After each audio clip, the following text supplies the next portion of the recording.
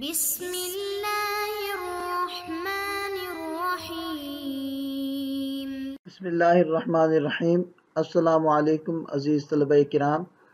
آج ہمارا مبادیات الحدیث کا سبق نمبر 34 ہے، جس کا عنوان ہے اصحاب الحدیث و اصحاب الرائے، اور دوسرا عنوان ہے کوفہ اور علم حدیث۔ گزشتہ سبق کے اندر ہم نے احادیث کی تصحیح و تضعیف کے 8 اصول و قواعد پڑھے تھے، جس سے ہمیں پتہ چلا تھا کہ کس بنیاد پر محدثین حدیث کو قبول یا رد کرتے ہیں۔ یہاں سے ہم آج کے سبق کو شروع کرتے ہیں۔ متقدمین کے زمانے سے دو مختلف قسم کے علماء کے لیے یہ اصطلاحیں معروف رہی ہیں کہ ان کے ایک طبقے کو اصحاب الحدیث اور دوسرے طبقے کو اصحاب الرائے کہا جاتا ہے۔ بعض معاندین نے اس اختلاف کو اس طرح شہرت دی کہ گویا اصحاب الحدیث وہ لوگ ہیں جو صرف حدیث کا اتباع کرتے ہیں اور قیاس و رائے کو حجت نہیں مانتے، اور اصحاب الرائے وہ لوگ ہیں جو محض قیاس اور رائے کی پیروی کرتے ہیں اور حدیث کو اس کے مقابلے میں ترک کر دیتے ہیں۔ عہد حاضر کے بعض مستشرقین نے بھی اس خیال کو شہرت دی ہے، حالانکہ یہ بات واقعے کے بالکل خلاف ہے، اور یہ دونوں طبقے اصولی طور پر کوئی بڑا اختلاف نہیں رکھتے۔ نہ اصحاب الحدیث قیاس کے منکر ہیں اور نہ اصحاب الرائے حدیث کی اہمیت کے منکر ہیں، بلکہ اس بارے میں دونوں اس امر پر متفق ہیں کہ نصوص قیاس پر مقدم ہیں، اور جہاں نصوص نہ ہوں وہاں قیاس سے کام لیا جا سکتا ہے۔ اس پر سوال کیا جا سکتا ہے کہ اگر دونوں میں کوئی اختلاف ہی نہیں تو یہ دونوں اصطلاحیں الگ الگ کیوں ہیں؟ اس کا جواب یہ ہے کہ ابتدائی زمانے میں ان اصطلاحوں کا حقیقی مطلب صرف اتنا تھا کہ مشتغلین بالحدیث کو اصحاب الحدیث کہا جاتا تھا اور مشتغلین بالفقہ کو اصحاب الرائے۔ گویا یہ دو فرقے یا دو مکتب فکر نہیں تھے، بلکہ علوم دین کی دو الگ الگ شاخیں تھیں۔ محدثین کو اصحاب الحدیث اس بنا پر کہا جاتا تھا کہ انہوں نے حدیث کی حفظ و روایت کو اپنا اوڑھنا بچھونا بنایا ہوا تھا، اور انہوں نے اپنی ساری توانائیاں اس میں صرف کی ہوئی تھیں۔ احادیث سے احکام مستنبط کرنے کی طرف ان حضرات کی توجہ کم تھی، اور فقہاء کو اصحاب الرائے اس بنا پر کہا جاتا تھا کہ انہوں نے استنباط احکام کو اپنا مشغلہ بنا لیا تھا۔ ان کی زیادہ توجہ احادیث کی کتابیں تالیف کرنے اور احادیث کی نشر و اشاعت کی طرف ہونے کی بجائے ان احادیث سے مستنبط ہونے والے احکام کی نشر و اشاعت کی طرف تھی۔ پھر چونکہ استنباط احکام میں وہ حضرات قیاس سے بکثرت کام لیتے تھے، اس مناسبت سے ان کو اصحاب الرائے کہا جانے لگا۔ لہذا یہ علم کی دو الگ الگ شاخیں ہیں جن میں در حقیقت کوئی تضاد تباین نہیں تھا۔ عام طور سے اس بات کی تشہیر کی جاتی ہے کہ اصحاب الرائے صرف حنفیہ اور اہل کوفہ کا لقب تھا، لیکن واقعہ یہ ہے کہ یہ لقب تمام فقہاء کے لیے استعمال کیا جاتا تھا۔ چنانچہ ابن قتیبہ نے اپنی کتاب المعارف میں تمام فقہاء کا تذکرہ اصحاب الرائے کے عنوان سے کیا ہے، اور اس میں انہوں نے امام مالک، امام شافعی، امام اوزاعی اور سفیان ثوری جیسے محدثین کو بھی شامل کیا ہے۔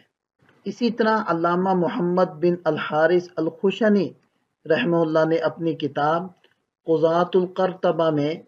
مالکی علماء کا تذکرہ اصحاب الرائے کے نام سے کیا ہے۔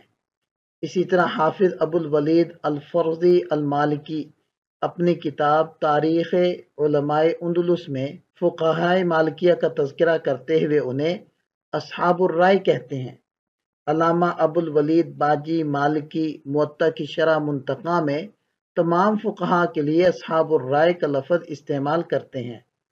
اور حافظ ابن عبد البر نے بھی علماء مالکیہ کے لیے یہ لفظ بکثرت استعمال کیا ہے، یہاں تک کہ انہوں نے موطا کی جو شرح لکھی ہے اس کا نام یہ ہے الاستذکار لمذاہب الامصار فیما تضمنہ الموطا من معانی الرأی والآثار۔ اس سے صاف واضح ہے کہ اصحاب الرائے کا لقب تمام فقہا کے لیے استعمال ہوتا تھا۔ البتہ یہ درست ہے کہ بعد میں رفتہ رفتہ یہ لفظ اہل عراق و کوفہ کے لیے استعمال ہونے لگا، اور اس کے بعد امام ابو حنیفہ رحمہ اللہ اور ان کے متبعین کے لیے مخصوص ہوتا چلا گیا۔ اس کی وجہ یہ نہیں تھی کہ وہ قیاس اور رائے کو نصوص پر مقدم رکھتے تھے، بلکہ اس کی وجہ یہ تھی کہ دوسرے علماء کے مقابلے میں اہل کوفہ،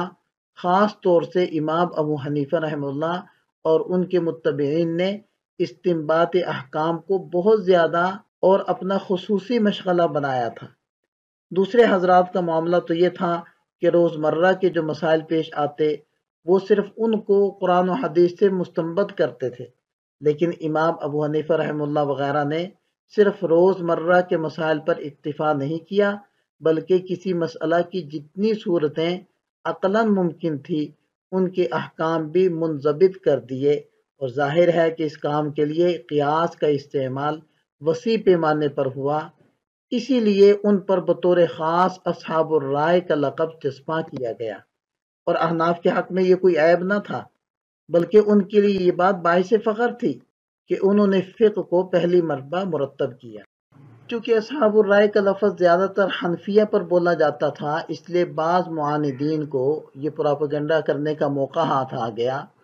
کہ یہ لوگ رائے کو نصوص پر ترجیح دیتے ہیں۔ اس پروپیگنڈا سے بعض مخلص اہل علم بھی متاثر ہوئے، اور ان کے دل میں بھی یہ غلط فہمی پیدا ہو گئی کہ حنفیہ کے اصحاب الرائے ہونے کا مطلب یہ ہے کہ وہ رائے کو نصوص پر مقدم سمجھتے ہیں۔ اس کی وجہ سے بعض اہل علم سے حنفیہ کے خلاف سخت جملے بھی منقول ہیں، ورنہ حقیقت حال صرف اتنی تھی جتنی کہ بیان کی گئی، اس لیے کہ حنفیہ تو احادیث مرفوعہ ہی کو نہیں بلکہ صحابہ و تابعین کے آثار کو بھی اپنے قیاس سے مقدم قرار دیتے ہیں۔ اس کی تفصیل انشاءاللہ آگے آ جائے گی۔ اسی طرح بے شمار مخالفین بھی اس لقب کو کسی تنقیص یا مذمت کے طور پر استعمال نہیں کرتے تھے، اور جو حضرات علماء اس کی حقیقت سے واقف تھے انہوں نے حنفیہ کے خلاف اس امر کی پوری تردید کی۔ چنانچہ علامہ ابن حجر مکی رحمہ اللہ جو شافعی المسلک ہیں، اپنی کتاب الخیرات الحسان فی مناقب ابی حنیفہ النعمان میں صراحتاً لکھا ہے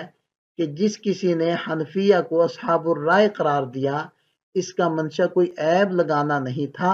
بلکہ اس بات کی طرف اشارہ کرنا تھا کہ انہوں نے استنباط احکام پر خصوصی توجہ دی ہے۔ لہذا اس سے یہ نتیجہ نکالنا بڑی نادانی ہے کہ امام اعظم رحمہ اللہ قیاس کو نص پر ترجیح دیتے تھے، یا وہ اور ان کے رفقا علم حدیث میں کمزور تھے، یا ان کے پاس روایات حدیث کی تعداد بہت تھوڑی تھی۔ حقیقت یہ ہے کہ امام اعظم رحمہ اللہ بذات خود ایک جلیل القدر محدث ہیں، اور علم حدیث میں ان کا پایہ بڑے بڑے محدثین سے بلند تر ہے، لیکن چونکہ انہوں نے اپنا مشغلہ روایت حدیث کو نہیں بنایا، اس لیے حدیث کی معروف کتابوں میں ان کی مرویات کم رہی ہیں، ورنہ جہاں تک حدیث میں ان کی مہارت کا تعلق ہے وہ ایک مسلم امر ہے، اور اس کا اندازہ کرنے کے لیے سب سے پہلے امام صاحب کے وطن کوفہ کے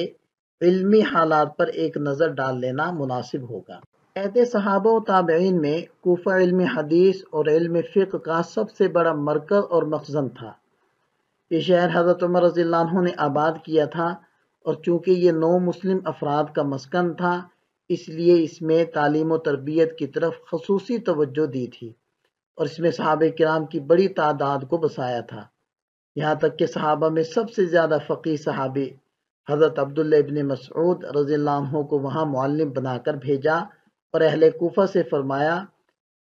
آثرتکم بعبداللہ ابن مسعود علی نفسی، کہ میں نے تم کو حضرت عبداللہ ابن مسعود رضی اللہ عنہ کے بارے میں اپنی ذات پر ترجیح دی ہے۔ اور حضرت عبداللہ ابن مسعود رضی اللہ عنہ کے بارے میں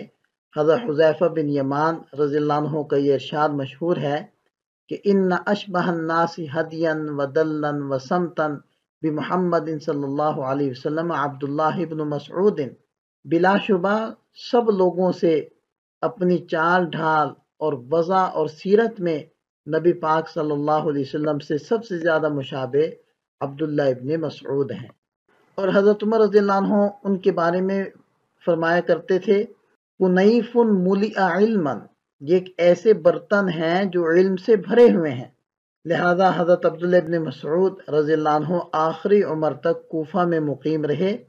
اور اس شہر کو علم حدیث اور علم فقہ سے بھر دیا اور انوار نبوت کے پورے زور و شور سے اشاعت کی، اور یہاں اپنے ایسے شاگردوں کی ایک بڑی جماعت تیار کی جو دن رات علم کی تحصیل و تدریس میں مشغول رہتے تھے۔ حضرت عبداللہ ابن مسعود رضی اللہ عنہ کی تعلیم و تربیت سے جو علماء تیار ہوئے ان کی تعداد 4000 بتلائی ہے۔ پھر حضرت عبداللہ ابن مسعود رضی اللہ عنہ کے علاوہ بھی بعض دوسرے فقہائے صحابہ وہیں آ کر مقیم ہو گئے تھے، جن میں سے حضرت سعد بن ابی وقاص رضی اللہ عنہ، حضرت ابو موسیٰ اشعری، حضرت حذیفہ بن یمان، حضرت سلمان فارسی، حضرت عمار بن یاسر، حضرت عبداللہ بن ابی اوفا اور حضرت عبداللہ بن الحارث رضی اللہ عنہم بطور خاص قابل ذکر ہیں۔ ان کے علاوہ مزید سینکڑوں صحابہ کوفہ میں مقیم رہے ہیں، یہاں تک کہ کوفہ کو وطن بنانے والے صحابہ کرام کی تعداد امام عجلی رحمہ اللہ نے 1500 بتائی ہے۔ اس تعداد میں وہ صحابہ شامل نہیں جو عارضی طور پر کوفہ آئے اور پھر کہیں اور منتقل ہو گئے۔ ظاہر ہے کہ صحابہ کرام کی اتنی بڑی تعداد کی موجودگی سے اس شہر میں علم و فضل کا کیا چرچا ہوا ہوگا۔ چنانچہ جب حضرت علی رضی اللہ عنہ نے کوفہ کو اپنا دارالخلافہ بنایا تو وہاں علم و فضل کا چرچا دیکھ کر بہت مسرور ہوئے اور فرمایا رحم اللہ ابن ام عبد قد ملأ هذه القرية علما، کہ اللہ ابن مسعود رضی اللہ عنہ پر رحم فرمائے، انہوں نے اس بستی کو علم سے بھر دیا۔ وفی لفظ اصحاب ابن مسعود سرج هذه القرية، ابن مسعود رضی اللہ عنہ کے شاگرد اور اصحاب اس بستی کے چراغ ہیں۔ حضرت ابن سیرین رحمۃ اللہ علیہ فرماتے ہیں قدمت الکوفہ فوجدت بها 4000 شاب یطلبون الحدیث۔ حضرت علی رضی اللہ عنہ کی تشریف آوری کے بعد کوفہ کی علمی ترقی اور شہرت میں اور اضافہ ہوا، کیونکہ وہ خود جلیل القدر صحابہ کرام میں سے ہیں، اور حضرت عبداللہ ابن مسعود بھی صحابہ کرام کے درمیان علم اور فقاہت کے اعتبار سے بے حد معروف تھے، جس کا اندازہ اس سے لگایا جا سکتا ہے کہ حضرت معاذ بن جبل رضی اللہ عنہ جیسے فقیہ صحابی نے اپنے شاگرد حضرت عمرو بن میمون کو حکم دیا کہ تم جا کر عبداللہ بن مسعود سے علم حاصل کرو۔ حضرت ابن مسعود رضی اللہ عنہ کے ساتھ حضرت علی رضی اللہ عنہ بھی مل گئے تو اس سے کوفہ کا علمی مقام تمام شہروں سے بلند تر ہو گیا، کیونکہ یہی دو حضرات صحابہ کرام کے علوم کا خلاصہ تھے، جیسے کہ حضرت مسروق بن اجدع فرماتے ہیں درت فی الصحابہ فوجدت علمهم ينتہی الی 6 ثم نظرت فوجدت علمهم ينتہی الی 2 علی و عبداللہ۔ حضرت مسروق رحمۃ اللہ علیہ کے اس قول کے مطابق حضرت علی اور حضرت عبداللہ ابن مسعود علوم صحابہ کرام کے جامع تھے، اور یہ دونوں حضرات کوفہ میں رہے، لہذا کہا جا سکتا ہے کہ کوفہ میں علوم صحابہ کا خلاصہ جمع تھا۔ کوفہ میں علم حدیث کی گرم بازاری کا یہ نتیجہ تھا کہ وہاں گھر گھر میں علم حدیث کے چرچے تھے، اور وہاں محلہ محلہ علم حدیث کی درسگاہ بن چکا تھا کہ قدمت الکوفہ فوجدت بها 4000 شاب یطلبون الحدیث۔ اسی طرح علامہ تاج الدین رحمۃ اللہ علیہ طبقات الشافعیہ الکبریٰ میں حافظ ابو بکر بن داؤد کا قول نقل کرتے ہیں کہ میں کوفہ پہنچا تو میرے پاس 1 درہم تھا، میں نے اس سے 30 مد لوبیا خرید لیا، ہر روز میں 1 مد لوبیا کھاتا اور حضرت اشباح سے 1000 حدیثیں لکھتا، یہاں تک کہ 1 مہینے میں 30,000 حدیثوں کا مجموعہ تیار ہو گیا۔ اندازہ کیجئے کہ جس شہر میں 1 ماہ میں صرف ایک استاد کے پاس 30,000 حدیثیں لکھی جاتی ہوں، وہاں علم کی وسعت کا کیا حال ہوگا۔ یہی وجہ ہے کہ اگر صرف ایک بخاری کے رجال پر نظر ڈال لی جائے تو اس میں 300 آدمی صرف کوفہ کے ہیں۔